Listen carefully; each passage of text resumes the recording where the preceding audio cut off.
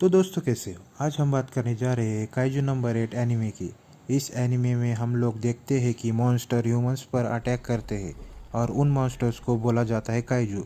इन kaiju को मारने के लिए और ह्यूमंस को प्रोटेक्ट करने के लिए एक डिफेंस फोर्स होती है जिसका नाम है Japan anti kaiju defence force, जिसके 3rd डिवीज़न की कैप्टन होती है मीना आशिरो, जो कि वहाँ के लोगों में एक बहुत ही पॉपुलर होती है। और वाइस कैप्टन होता है होशिना। अब एंट्री होती है हमारे हीरो की, जिसका नाम है काफका हिबिनो, जो एक 34 साल का काइजू क्लीनर है। जब मिलिट्री वाले काइजू को मार देते हैं तब बाकी का बचा खुचा काइजू का बॉडी पार्ट्स साफ वही करते हैं और पूरे शहर को क्लीन कर देते हैं। जो कि वो इस काम से ज़्यादा खुश नहीं होता, अनसेटिस्फाइड रहता है, क्योंकि उसका सपना होता है कि वो मिलिट्री फोर्स ज्वाइन करे, काइजू को मारे। पर बहुत कोशिश करने के बाद भी वो मिलिट्री फोर्स में सिलेक्ट नहीं हो पाता और अपने सपनों पर गिव अप कर देता है और काजू क्लीनर एजेंसी ज्वाइन कर लेता है। बाद में हमें एक साइड कैरेक्टर दिखाया जाता है जिसका नाम है रेनो इचिगावा। उसका भी सपना होता है मिलिट्री फोर्स ज्वाइन करने का।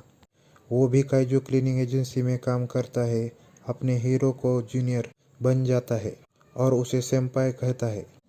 काफका को उसे देखकर फिर से मिलिट्री फोर्स ज्वाइन होने का और मीना से किया हुआ वादा याद आता है। हाँ दोस्तों, मीना और काफका बचपन के दोस्त होते हैं और वो दोनों एक दूसरे से प्रॉमिस करते हैं कि बड़े होकर मिलिट्री फोर्स ज्वाइन करेंगे।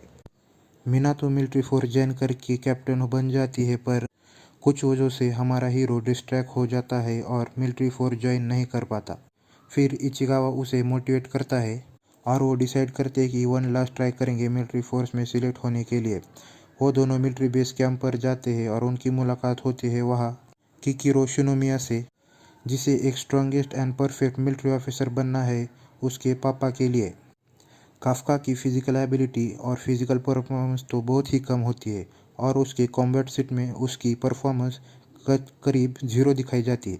हाँ, बाद में एक बन जाती है, जैसे तैसे करके वो मिलिट्री फोर्स में सिलेक्ट हो जाता है।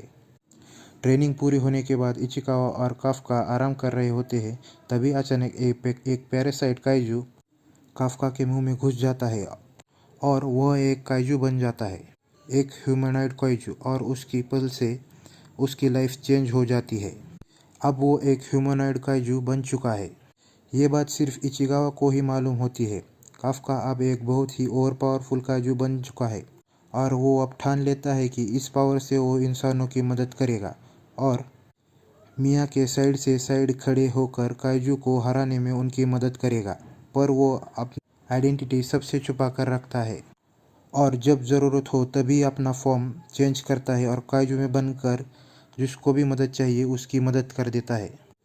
यह एनिमे एक एक्शन थ्रिलर एनिमे है, बट इसमें कॉमेडी भर भर के रखी है। उसके फेस एक्सप्रेशन फुल कॉमेडी है। कुछ सीन्स के बाद एंट्री होती है एक दूसरे ह्यूमनॉइड काइजू की, काइजू नंबर 9, जिससे हमें पता चलता है कि सिर्फ काफका ही एक अकेला ह्यूमनॉइड काइजू नहीं है, बाकी कई और काइजू भी है। जब काइजू नंबर 9 मिलिट्री फोर्स पर हमला कर देता है और दूसरे काइजू की पावर बढ़ाता है और उनकी एबिलिटी इंक्रीज करता है, तब हमें हमारे कैप्टन मीना की पावर कितनी ज़्यादा है वो मालूम हो जाती है। पर जब वो दूसरी बार इचिगावा पर हमला करने आता है तब काफका काइजू फॉर्म में आकर उनको बचा लेता है और काइजू नंबर 9 को ऑलमोस्ट ही ख़त्म कर देता है। तभी अचानक एंट्री होती है हमारे वाइस कैप्टन की, जो काइजू नंबर 9 को काइजू नंबर 8 समझकर उस पर हमला कर देता है। और उस समय हमें जो एक्शन देखने को मिला, क्या ही गज़ब था, यानी बहुत ही गज़ब। हमें कैप्टन की रियल एबिलिटी देखने को मिली। उसकी ब्लेड चलाने की स्पीड लाइटनिंग से भी ज़्यादा थी और वो ऑलमोस्ट काइजू नंबर 8 को फिनिश ही करने वाला था, पर किसी तरह काइजू नंबर 8 अपने आप को बचाकर अपनी जान बचाकर फिर से काफका में ट्रांसफॉर्म हो जाता है। हमें वाइस कैप्टन की रियल पावर तो तब देखने को मिलती है जब एंट्री होती है आसमान से काइजू नंबर 10 की सीधा मिलिट्री बेस पर और वो वाइस कैप्टन से लड़ने लगता है। स्टार्टिंग में हमें लगता है कि काइजू नंबर 10 वाइस कैप्टन पर भारी पड़ रहा है, पर बाद में हमें रियल पावर पता चलती है वाइस कैप्टन की। वो काइजू नंबर 10 को पूरा काट देता है, फिर भी काइजू नंबर 10 उसको पकड़ लेता है और कैप्टन मीना उसको बचा लेती है अपने पावरफुल अटैक से। पहले हम सबको लगता है कि काइजू नंबर 10 अब फिनिश हो चुका है, पर वो ट्रांसफॉर्म होता है बड़े से बॉम्ब में।